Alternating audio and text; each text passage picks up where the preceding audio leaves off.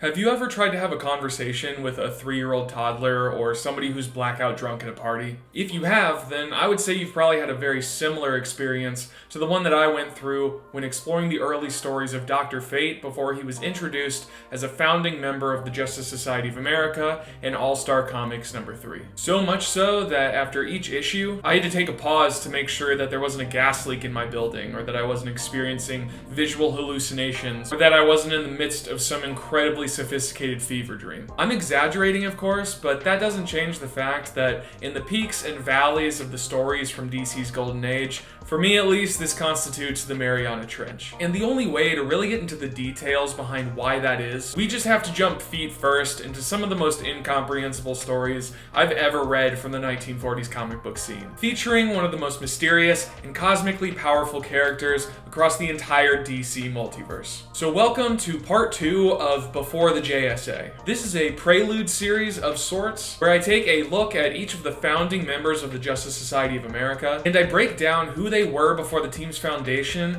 and what made them so popular to begin with before they were included in a much larger world. My first video about the Spectre is already out, so feel free to pause the video and just go watch that one, but you don't need to have watched it in order to enjoy or understand this one. If you're still here, then let's get started with Dr. Fate, created by writer Gardner Fox and artist Howard Sherman. Dr. Fate made his first appearance in More Fun Comics issue number 55 in May of 1940, and he would make subsequent appearances in issues 56 to 62 until the JSA's first appearance later that year in December. Now, if you've seen my Spectre video, then that book title is going to sound familiar because it is the same place that the Spectre stories were published. But while the Spectre often got fully featured on the cover of More Fun due to his popularity, Dr. Fate was typically relegated to a much smaller slice of the cover space, if any. So while Dr. Fate does even occasionally get a cover feature, it was generally understood by late 1940 that More Fun Comics was a Spectre book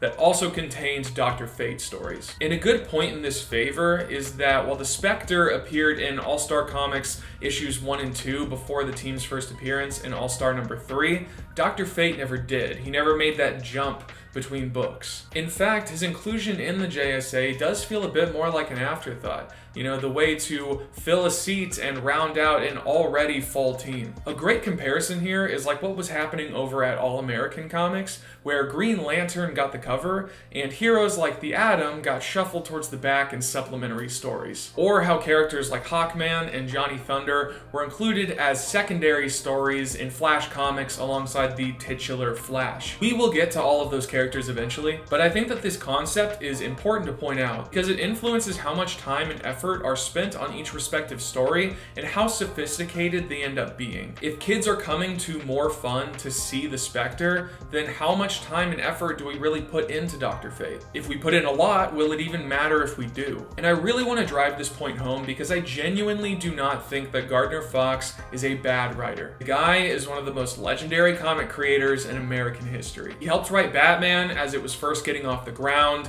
He invented the JSA, and he created a ton of characters like the Flash and like Hawkman and like Dr. Fate. He's a good writer, but you really wouldn't know that from his work here. If you look at most other stories that were being published under the National Comics and All American Publications banners at the time, you'd find that while many of them are highly episodic and definitely dated by their pop culture references and target audience, they still managed to pull off a lot of interesting plot lines across action, science fiction, and detective stories, and they have sophisticated character work and high concept visual ideas. In fact, I just praised Jerry Siegel and Bernard Bailey's work on the Spectre for this very thing. And so when you jump into a Dr. Fate story and you find that the plot doesn't really make sense, and that it typically gets resolved in a really disappointing way, or that his power set is incredibly ill-defined, or that the character motivations are sloppy, or that the villains are just throwaway adversaries of the worst kind, then you can know that this stuff is actually bad, not just boring and confusing because you're choosing to pick it up and read it in 2023. But underneath what I consider to be a lot of bad storytelling, there's still a lot of good here, and you can still definitely see what Fox was trying to do, even if he doesn't always succeed in my opinion. When interviewed about the creation of Dr. Fate, Fox has been on record as being a fan of writers like Lovecraft or Derleth or Robert Howard or Henry St. Clair Whitehead. And so his writing, especially the fantastical or supernatural or mysterious elements of it, definitely have clear influences from these sources. Let's hope that's all he appreciated Lovecraft for and not, the racism. So when we look at his work through this lens, maybe we can excuse the earlier failings in storytelling by accepting that maybe Dr. Fate isn't a character that was originally meant to be understood. Though he'll eventually go on to be named Kent Nelson, and I'll certainly point that out when it happens, Dr. Fate didn't originally have a name. He was just Dr. Fate, and in addition to being a man without a name, he was also a man without a face. And he never removed his Greek Corinthian style helmet in any of his 7 appearances before the JSA was formed. What does Dr. Fate spend his time doing? I couldn't really tell you. The only time we see him relaxing, he's sitting in a big chair reading at the top of a tower north of Salem that doesn't even seem to have any doors. Does Dr. Fate have anyone in his life that he cares about? I don't know. The only other named character here is Enza, a woman that Dr. Fate seems to know but that we get no other information about. We don't even really get a good enough idea of if they're in love or not, or if she's his sidekick, or if she even has powers. We see her regarding a crystal ball at one point, so is she magic? I hope that you are willing to die with those questions, because at least these early stories have no interest in telling you. And really, Enza just spends 90% of her time being a damsel in distress anyways, so who cares, I guess. Also, what can Dr. Fate do? His powers are described as being derived from atomic power, but we don't really get a good idea of what that means. He can fly and shoot fire and electricity and turn things to dust and become magnetic, but how? Also, he goes on the most insane adventures out of any comic book character I've ever seen. You could take any random page from More Fun Comics and be met with the craziest non sequitur events that you've ever experienced. You flip a page and he's currently battling cursed trees in order to find the fabled Book of Thoth, whatever that is. You flip another and he's crossing the river Styx into the land of the dead. Or he's fighting alien invaders who are trying to take over New York City. Or he's fighting an army of killer robots. Or he's flying to Uranus to steal an atom smasher gun. He's killing a giant cloud with it. Then he's flying to a pirate planet and murdering all of them. And then he's pushing the planet into the sun. Hey, Dr. Fate, you had mentioned a few issues back that you don't kill. Sounds like you killed these guys. In fact, it sounds like you killed an entire planet, which the last I checked, I think qualifies as genocide. Look, I'm just saying that sounds like pretty classic Viltrumite behavior to me. By the way, as a man with infinite atomic power, he sure does a lot of punching. He could just be getting done with shooting fire or disintegrating an evil beast down to the atom, but then when he's faced with the main antagonist, he just punches him.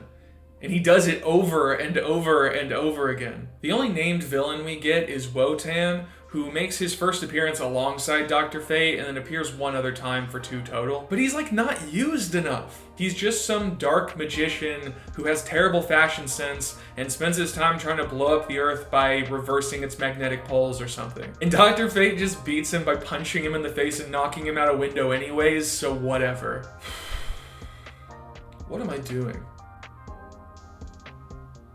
Am I making it seem like I don't like Dr. Fate? I feel like it's coming off that way. Look, I had a lot of fun reading through these comics, but I don't think that it was the fun that they were originally intended to have. These things are hilarious. I mean, good work, Gardner Fox. You made comedy gold. At the end of the day, Dr. Fate represents both the best and the most frustrating aspects of 1940s comic book storytelling, and that can make a review of his continuity difficult at times. In fact, I kept writing and rewriting this script because I wasn't even really sure what I wanted to say. By the time he joins the JSA, he hasn't had a lot of strong character development or an established set of powers or world or roster of villains. So I'll be really interested to see what he contributes to a very large team full of diverse personalities and power sets. If you take a deep dive into the early stories of Dr. Fate, just make sure to buckle up and make sure to not ask too many questions. You will have a way better time that way. The next time that we pick up with Dr. Fate, he'll be making his appearance in All-Star Comics 3 alongside his other popular contemporaries. libraries. So for now, that's where we'll leave it. If you made it this far, I just wanted to say thank you so much for watching my video, and don't forget to like and subscribe if you enjoyed it. There are a bunch of other videos like this on my channel, including videos about comic books and superheroes and lost media, so feel free to go check any of those out and give them a watch if you find them interesting. You can follow me on social media with the links I've included below, and if you enjoy the way that I talk about pop culture, consider subscribing to my free newsletter. But until I see you next time, thank you so much for watching, and have a good one.